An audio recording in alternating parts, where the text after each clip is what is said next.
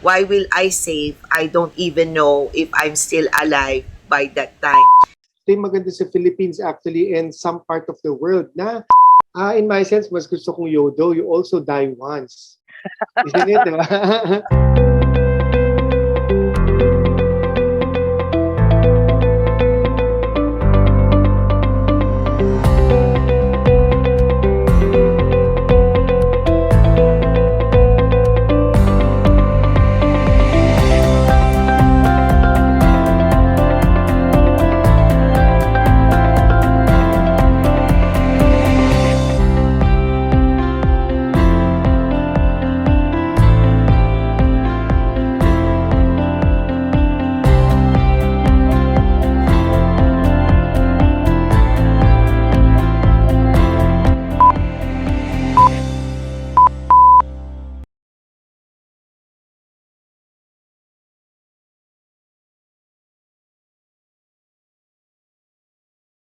Hello, Dockies!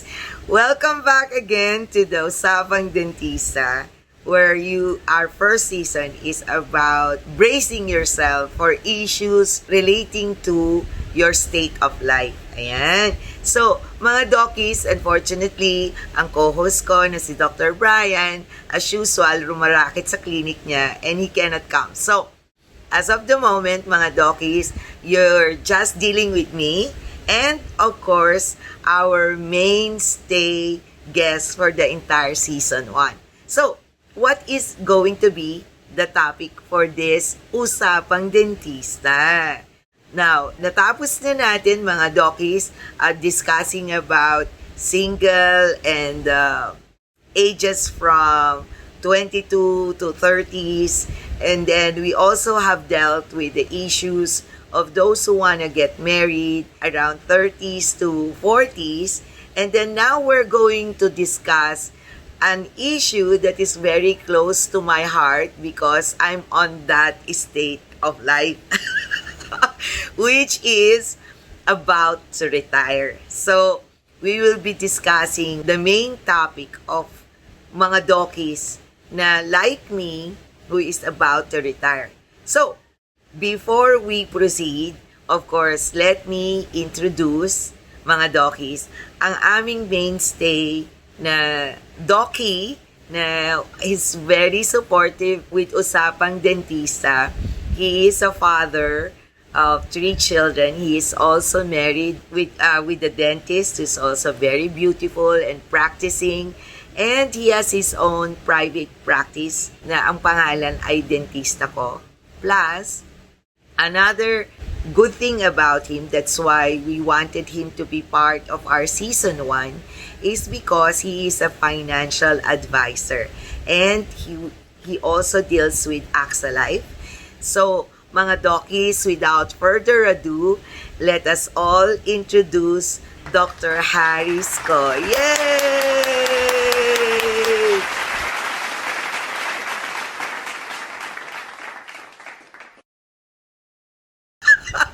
Hello, Dr. Harris! Hello, Docky! How are you? I'm good, Doc Jean. Hi. And welcome to DMD Center, mga Dockies. Yes, and we have such an exciting discussion for this episode. And I think, Doc Harris, kaya missing in action si Doc Brian kasi, kasi hindi siya makarelate. Para sa mga gurangits na Dockies na katulad ko yung discussion natin on this video. Anyway, Doc Harris, one of the first, but before I proceed, Docky, do greet our Dockies on this video so that, if I have left something about you, do introduce yourself. Kahit short lang. Alam ko maraming na mga Dockies na nanonood sa atin on the previous episode, but I felt kasi parang we weren't able to really introduce who you are and what you really do. You have the floor, Docky. Hi mga Dockies! Good morning, good afternoon, and good evening saan man sulok ng mundo. And smile, the passion I provide to my patient as a cosmetic dentist and to my client as a wealth and health specialist. I do service with a heart, not only to my patient, but also to my client. Ayan. So, di ba, Doc Harris, your practice is outside Metro Manila, di ba? Yes, my Your practice dentista ko is located where, Doc Harris? Dentista ko is located in Mandulas Street, Tarlac City, and in Jackson's Hospital in Tarlac City too. Ayan. At saka you are about to open a second branch, di ba? Yeah, that's it. Yes. Inside the hospital. Ayan. Nako mga Dokis, alam nyo, talagang very supportive si Doc Harris because we are dealing about financial. And this is quite a bit delicate nga, ika nga, sa mga Dokis kasi nga, of course, maraming mga Dokis don't want to come out how much they are worth. How much money do they have and all these things. But anyway, one of the issues, Doc Harris, especially sa mga dokis na katulad ko, who are already of a certain age, of course, the next step is retirement. Okay, so, well, luckily on my part, I was able to get certain preparation for retirement. But I felt it is still not enough. Kasi nga, di ba, yung mga depreciation, nangyari ngayon sa pandemic, diba? These are things that we did not, foresee that will happen in the future. So, Doc Harris, for those na halimbawa still has the chance to prepare for the eventuality that they will retire, how are we supposed to compute how much money talaga should be saved? Diba? Oh, that's great first, Doc Jean, that you have started your own for your retirement. Yes. However, the easiest way to compute for your retirement is 20% of your gross annual income. So, for example, you're earning 1 million a year, so 20% of that would be 200,000. So, multiply by how many years would you still want to live? Okay. That's something that we don't know. So basically, we would first ask is, do you want to live until 90 Yeah. or 100 or 70 only? So it depends. So if you want to live until 80, so what age will be retiring? If you're going to retire at 60 and you want to live until 80, so that's 200,000 times 20. Yun yung dapat meron ka retirement. Okay. Nako, talaga. It's to compute actually. Oo, very easy pero very hard to do. Actually, if you start early, it's not really that hard. If you all start early. Kaya lang kasi nga, di ba, Doc Harris, when you are young, there is a tendency of people to think that they are invisible. That it's too far to even think about it. And then they will say, like for example, I have a very close relative of mine who's saving so much for the future with him and his wife. But in the end, the wife passed away, di ba? So the tendency now is like nag-change yung attitude niya. Para bang, why will I save? I don't even know if I'm still alive by that time. So sa'yo, Doc Harris, on this sense of controversial issue number 1, which is living for the moment versus saving, how do you balance it? Para, kasi nga, there are so many unforeseen situation na baka ipon ka ng ipon and then in the end, hindi mo rin naman pala siya mai-enjoy because sabi ni Papa Lord, it's your time. Or versus naman na you are spending it so much to live a life and then in the end, you ended up really living for a long time and then you did not save anything. So, what is your advice to balance it? Ika nga. Sabi nga, di ba, like you said, YOLO, dapat you only live once. Correct. But in my sense, mas gusto kong YOLO, you also die once. Isn't it? You only die once. Oo. Parang ano yan parang karne, Doc Harris, double dead. Oo nga. Okay. so Okay, so go so ahead. with that aspect, what I could advise to my client, to my friends, and to anybody is um, with the amount that you earn, try to set aside 20% of it. So that 20% of it would go to your retirement fund, to your ipon, to your savings. Then the 80% you could go do YOLO with it. Walang problema. So you could still do anything you want. You could still enjoy life with that 80% of the money that you earn. Yung 20%, save it. Bakit ako magsisave? Paano kung meron namang mamatay ako agad-agad. Then the money that you save could be passed on to your anak, could be passed on to your spouse, like you said, Doc Jean, di ba? Namatay yung asawa, like the story that you had. Namatay yung asawa. So, the insurance would go to the spouse or the parents or the siblings. Kaya yun. So, maraming pwedeng puntahan, hindi siya sayang.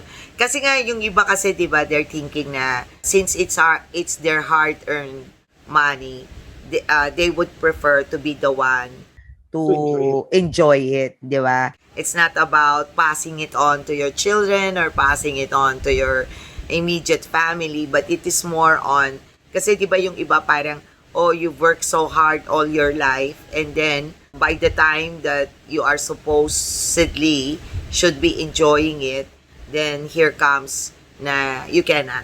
Diba? So another solution dito, Doc Harris. Okay, so sabi mo nga, they should save 20% of their gross income. Annual yan, di ba? Annual gross income. And then, the number of years that they are thinking that Papa Lord will give them life. Yes. Okay. So, ngayon, ang next controversial is where do you exactly invest on it? Like, for example, if you really want to be liquid, di ba? Kasi, of course, there are other investment, like, for example, real estate or whatever else that they think or putting up a business. But in terms of liquidity, Doc Harris, okay, there are two ways, di ba? You save it in the bank or you get a plan, di ba? Like for example, Doc Harris, sa situation mo that you got involved with AXA Life, basically, what is the best age to start getting a plan that can allow you to save? And then at the same time, be able to sustain it. Kasi minsan, di ba, you start too early, you get a very big plan. Halimbawa lang mga dokis let's just say, kasi ako dokis, medyo frustrated ako sa mga banks Kasi sa banks, wala namang interest yun Mas mahal pa yung binabayad mo withholding tax. Withholding tax kaysa dun sa interest na binibigay nila sa'yo. Diba? So, mga dokis, ako kasi, I started at the age of around 24 when I got pre-need plans. Now, unfortunately, na-release siya ng maaga, so nagastos ko na siya. So, but honestly, Doc Harris, what is the best age to start, getting a plan na they will feel secure, na they can continue? Yung, kumbaga, ano yung magandang ideal initial amount that you can start with at the earliest? Yan. Doon muna tayo. At the earliest, Doc Jean, like you said, 24 years old, yes, magandang age yun. Kasi pag 24 years old, that's right after you graduate. That's like you're earning na kahit konti, di ba? Correct. Like I said, set aside 20% of it lang naman It's not that big. Sometimes you go to Starbucks, sometimes you go to mall to buy, to shop, to do online shopping. What's 20% lang naman It's just for 1,000 pesos, magkano lang yung 20% lang noon. So, hindi naman ganoon kalaki. So, we could probably change or revamp our system ng paggastos para we'll be able to save at least 20%. So, kung mga essential naman na gagastusin natin, syempre, magtabi tayo. But for the non-essential, siguro pwede natin sa savings na lang natin ilagay. So, para pag later on, mas kaya na natin mag-progress, mag-improve or mag-upgrade ng ating policy or ng ating plan, we could get something na more sufficiently enough para ma-accommodate yung needs natin after 20 years, after 30 years, or after we retire. Kasi alam mo, Doc Harris, the reason I started with such plan is not because I'm that smart to start. The only reason is kasi magastos ako eh. And if I place my money in the bank, the tendency is you can easily withdraw it. Yes. Unlike when you get a plan, napakahirap, nakatago siya talaga. So your tendency is you forget all about it, and then you don't realize that you are actually, saving already. Yan, di ba? Tama po yun. Pero Doc Harris, tanong ko lang, kasi di ba, what are the safety features na dapat alam ng mga dockies natin out there na when they get a plan, di ba kasi one of the hesitant of getting plans in in like for example AXA Life, PhilAm, all this institution is like what happened to CAP, 'di ba, na educational, na biglang by the time that the customer is already ready to get his or her benefit, nawala. So ano ba yung mga kailangan nilang tingnan so that kahit na far ahead pa yung makukuha nila yung benefit nila, they're also secure that they will be able to really get them. Alam mo yun, kasi nagkaroon ng bad rap eh. Yung mga plans. Parang binanch up na lang nila na lahat sila ganon. Alam mo, yun. So, ano yung mabibigay mo talagang tips sa kanila, which is the controversial issue number 2, if they do decide to get a plan, what are the things that they should look for in order to, of course, protect naman their hard-earned money in paying these institutions? Yan. So, number 1, get from a trusted person, a friend, or a good recommendation. So, bakit kailangan trusted? So that the person would really tell you everything from the detailed fine lines. Dapat sasabihin sa'yo at saka di-discuss sa'yo.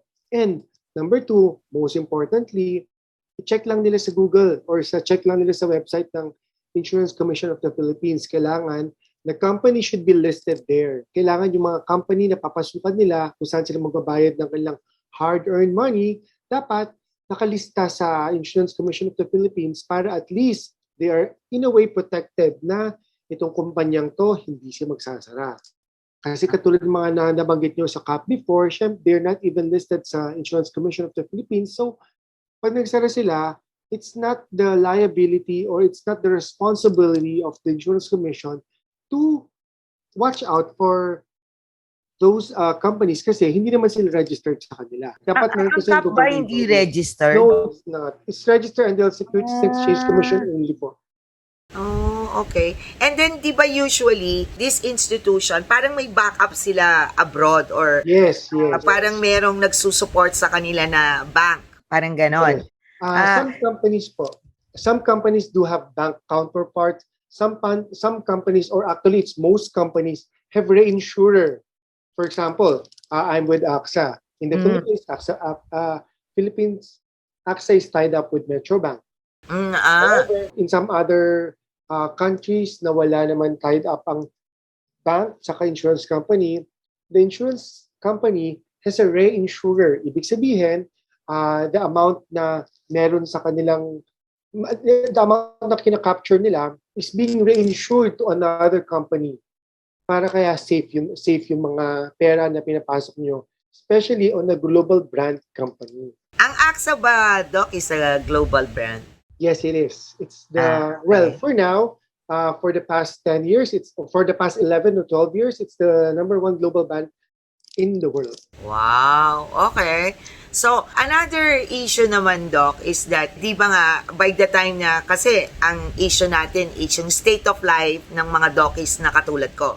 So, if something happens to them or kahit na wala, and now they're going to get now the benefits na inipon nila sa mga plans na ganyan, that is tax-free, right? Yes, it's tax-free. Ito yung maganda sa Philippines actually and some part of the world na insurances are tax-free. Ibig sabihin, hindi mo siya kailangan ipasok sa BIR para taxable. Hindi po. Lahat po ng insurance sa Pilipinas at sa some part of the world are tax-free. So hindi mo kailangan Wow, bayaran ng tax. okay. So the beneficiaries won't be taxed at all. Kasi madalas kasi nanalo ka ng kotse sa raffle pero yung Correct. tax babayaran mo, which is ang Correct, laki naman. correct. Kasi we've experienced that. Nanalo ng kotse yung cousin ko. Sir, the tax should be shouldered by my cousin. Sabi niya, ang laki Correct. ng tax ng kotse. Anyway, with insurances in the Philippines, tax-free siya. Ibig sabihin, yes, free. Kung 1 million or 1 million ang sum insured or 2 million or 50 million, 50 million cold cash, liquid, pasok sa iyo, bibigay sa iyo sa mga beneficiaries yun. So, Doc Harris, yan mga dokis ha. Tingnan mo, pagka nag-i-invest ka pala dito sa mga plan na to, one of the best is it's tax-free. You do not even have to declare it, di ba? At saka, di ba, Doc Harris, tama ba ako when, halimbawa, if you die, di ba, knock on wood, if the insurer dies, di ba, unlike the banks has the right to withhold or to freeze the account of the person who died, di ba? Yes. But on this part, pwede na talagang immediately maklaim ng mga beneficiary niya yung money, di ba? Yes, Na doesn't have to be freeze, di ba? Yes. Tama ba ako doon, Doc Harris? Yes po, tama po kayo. If you're if for example si Pedro, insured po siya ng 10 million. Tapos si Pedro, meron din siyang cash deposit na 10 million sa isang bangko. Pag namatay si Pedro, sa bangko, ang tax sa kanya is 6% plus 1.5% na documentary stamp. Sa insurance naman, the 10 million would be given to the beneficiary tax-free. So, ang ibig sabihin ng tax-free, Doc, yung inheritance tax, right? No. Tax-free would be yung 10 million, bibigay sa kanya diretso, 10 million. Papasok lang sa account niya, 10 million, that's it. Pero hindi nga siya under sa inheritance tax. Di ba kasi may inheritance tax din? Iba po yung inheritance tax. Inheritance tax would also cost 6% plus 1.5% documentary stamp. So, under the new train law kasi, inheritance tax, almost all the taxes kasi train law, ginawa niya 6% ni President Duterte. Correct. Kaya nga, kasi nung dati mas mahal ang inheritance tax kaysa sa corporate tax. Yes. Dati inabot ng 30%. Correct. Yan mga dokis kasi ang father ko who passed away as a lawyer, ginawa niyang corporate yung properties namin. Kasi nga, mahal yung inheritance tax noon. So, kaso, nagkamali ang kanyang ang kanyang pananaw sa mangyayari sa future. Ngayon, mas mahal na ang corporate tax kaysa sa inheritance tax. Ayan. O, di ba? So, yan yung mga dalawang advantage, Doc, di ba? Ng pag-save or pag-invest on certain plans from AXA or from other companies. Kasi nga, it's tax-free and it doesn't get freeze. Now, ang tanong naman, ito susunod, Doc Harris, paano naman kung halimbawa katulad ako, mga dokis, suddenly I became a single person again, quote and unquote. And then for now. Sige. Ayan, that's another topic. But at any rate, paano yun, Doc? Halimbawa, di ba, normally when you fill up a plan, halimbawa, if you're getting a plan to save something for the future, they ask you for your beneficiary, di ba? So, di ba dalawang klaseng beneficiary yun? Paki-explain naman, Doc Harris. The beneficiaries could be revocable and irrevocable. So, pwedeng revocable or irrevocable. For example, kayo po, ang beneficiary po nyo is your husband before. Okay? Husband before. So, if it's irrevocable beneficiaries, kung sakaling gusto kong palitan or whatever changes that I would want to make sa policy na kinuha ko, kailangan ko ng signature ng revocable beneficiary, which is your husband. However, if it's irrevocable, hindi mo na siya pwedeng palitan kasi irrevocable nga. So, it's parang, yun yung sagot mo, hindi mo siya pwedeng palitan. You cannot change it anymore kasi it's irrevocable. So, kahit na gusto ng user, halimbawa buhay siya, halimbawa irrevocable, tapos yun nga, similar to my situation, you want to change the beneficiary. Kahit talagang pag irrevocable, you have no way of changing. No po. the Kailangan po, beneficiary. you have to have the signature of the beneficiary po. Kailangan Buti po na talaga. lang nag-sign siya. Ayan mga dokis, tip ko sa inyo yan. Huwag kayong naglalagay ng mga irrevocable.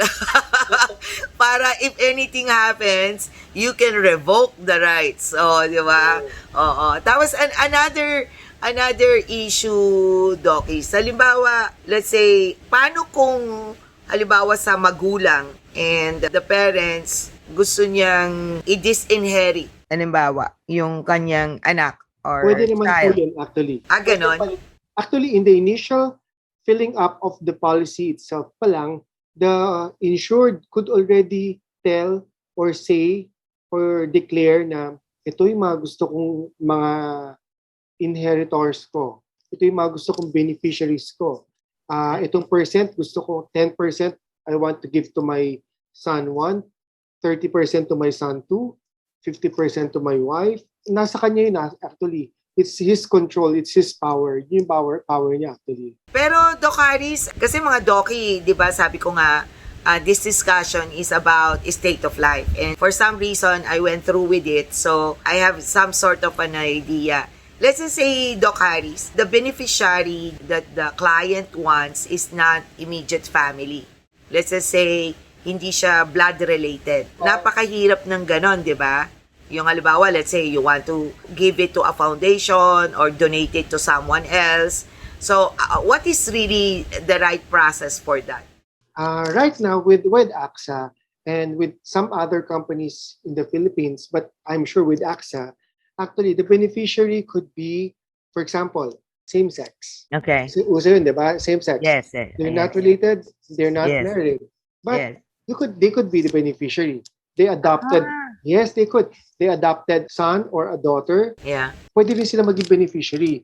All they have to do lang is, upon signing the application or the policy, they should just declare that this is my legal partner and this is that this child is legally adopted. Paano nga kung hindi legally adopted? Kasi maraming mga ganun eh. 'Di ba? Yung, kumbaga, inadopt lang nila, but it did not really go through the legal process. Or, katulad dito, legal na ba dito ang same-sex? Parang hindi pa, di ba? Hindi pa. Pero pwede sila maging beneficiaries, the partners.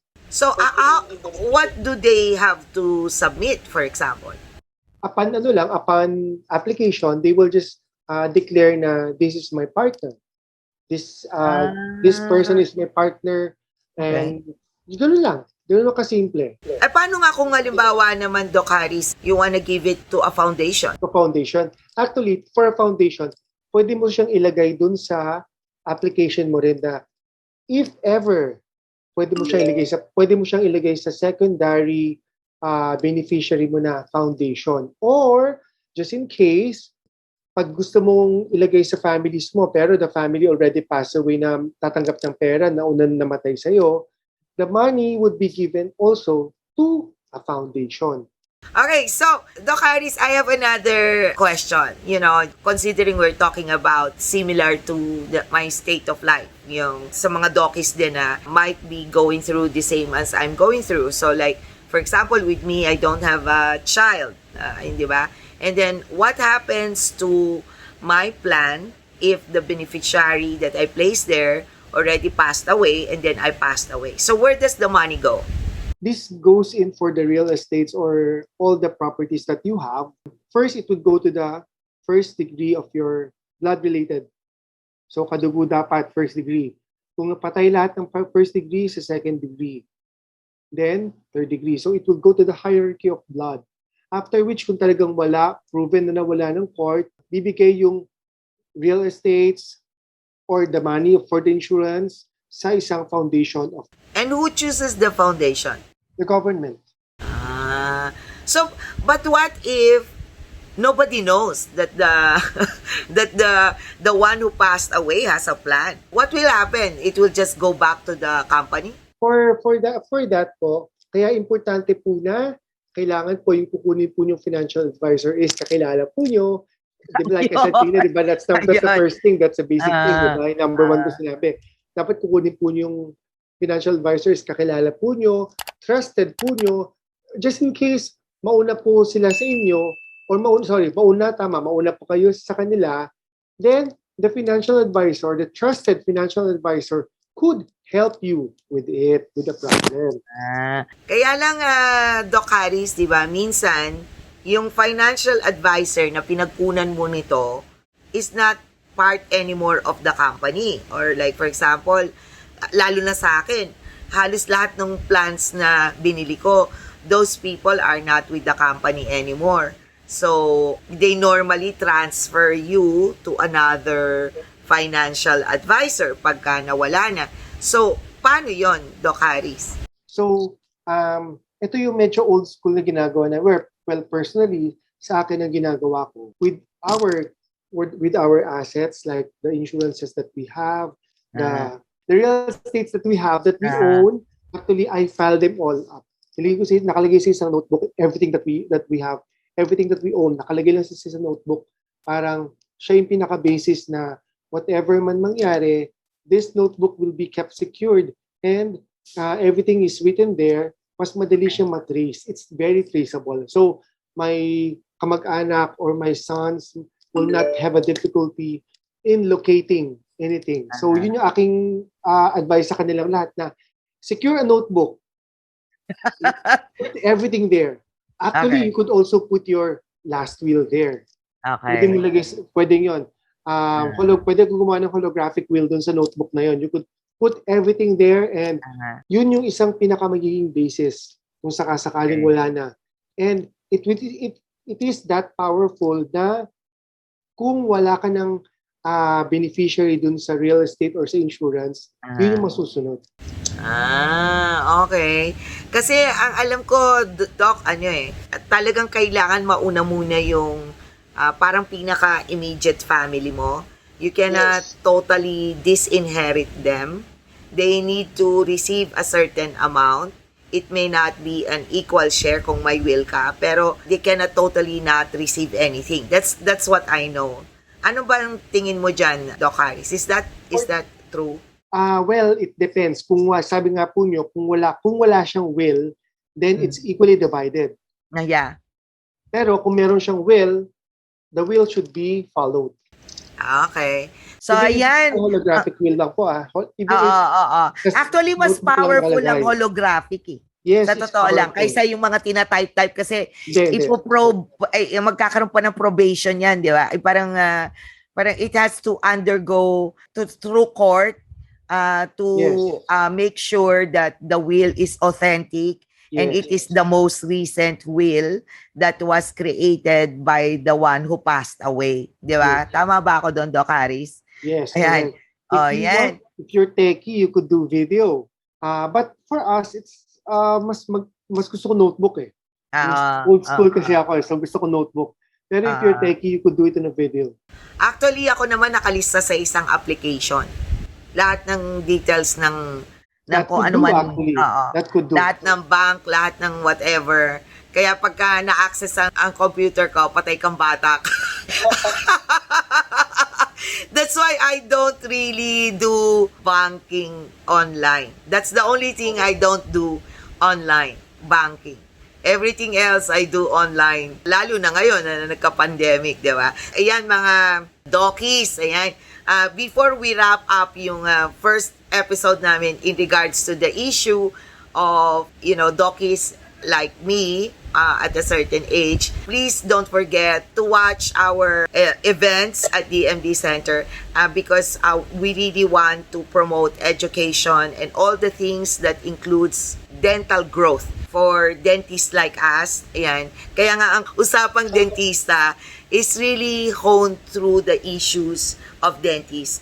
Although, even if you're not a dentist and you're watching this, in general naman yung mga suggestions na binibigay ni Doc Harris. And also, Doc Harris, can you tell our dockies where they can contact you if in case, they would like to ask an advice financially to make sure that when they reach my age or the age of the other dockies, they're a little bit more secure financially? You can contact me mga dockies sa aking mobile number 0917-819-2918, or you could search me sa Facebook, hashtag AskDocHarris. Yan. So, yan mga dockies, do have events and you can visit our website, dmd-center.com.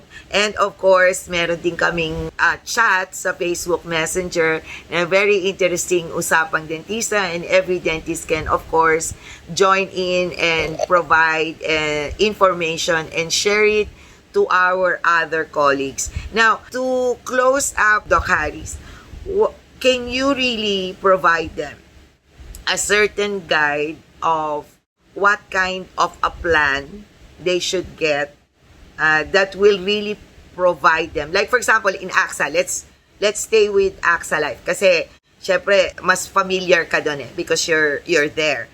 So, what is the best plan for yourself, halimbawa kung ikaw ang bibili in AXA, that they can purchase to start with in order for them to have a certain savings when they reach my age? Yan.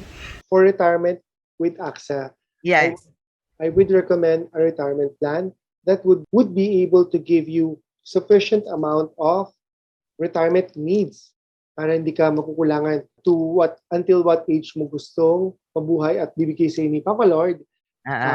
If it's up to 100, then let's do something and let's compute something na aabot ka hanggang 100 years old na meron kang sigurado makukuhang pera. Pero, Doc Harris, ano yung plan specific that, di ba kasi may mga pangalan yung mga plans na yan What is the plan that you think they can start with? You can start with the plan My Life Choice. My Life Choice. Yes. Oh, di ba, Taray? Taray, Dokis, ha? Oo, very related. My Life Choice. Oo, ayan. So, yan, mga Dokis. Your life choice. Your life choice. Yes, your life choice. Whether you want to grow old without money or grow old with at least something that can allow you to, live even if you're not practicing anymore in a comfortable way. Ayan. So, mga dockies, don't forget to give us a thumbs up. Yan. If you like our video. And then, of course, please do subscribe in our channel in DMD Center. And, of course, hit that notification bell so that every time we have something to come out, you will be notified. Ayan. At saka mga dockies, do provide a comment below on what you can advise, other dockies. Like, for example, yung mga dockies na katulad ko, na nandito na sa stage na to, what did you do in order to financially secure yourself when you reach the age na you're about to retire? Ayan, yan yun. Sige, nako Doc Harris, thank you so much for again gracing our episode, and hopefully mga dockies, I highly recommend that you do try to contact Doc Harris because I have known him for some time and he will really guide you to have a plan. Ayun, even a start plan. Whether you're at single, middle, or at my age, yun nga lang, di ba? Medyo too late na pag nag-start ka sa age ko. So, the earlier, the better, mga dockies. And don't be shy to contact Doc Harris. And as you can see, he's very friendly and accommodating. So, if you have any questions about planning financially, do give him a call. Again, Doc Harris, anong number? 0917-819-2918. Ayan. Hashtag ask. Yun. So, ayan mga Dokis. Until the next episode, please do follow us. Bye-bye!